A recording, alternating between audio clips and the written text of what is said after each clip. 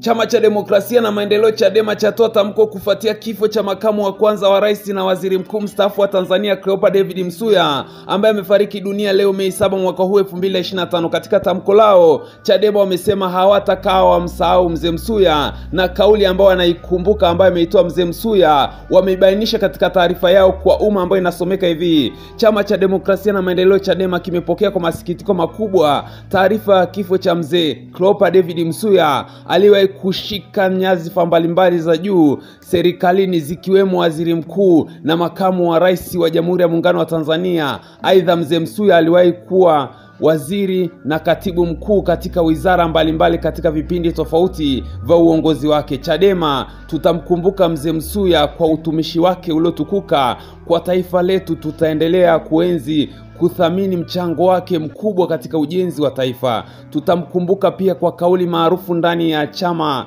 chetu aliposema Chadema ni wachambuzi wa mambo, kauli iliyobeba heshima na kutambua nafasi ya chama katika mjadala wa kitaifa. Imetolewa Jumatano tarehe 7 Mei mwaka huu 2025 na Brenda Rupia, mkurugenzi wa mawasiliano na uenezi. Na hii Chadema wameitoa mara baada ya kifo cha makamu wa kwanza wa rais na waziri mkuu mstaafu wa Tanzania, ambaye kifo chake kimetangazwa na rais wa Jamhuri ya Muungano wa Tanzania Mama Samia Suluhu Hassan Ikulu jijini Dar es Salaam.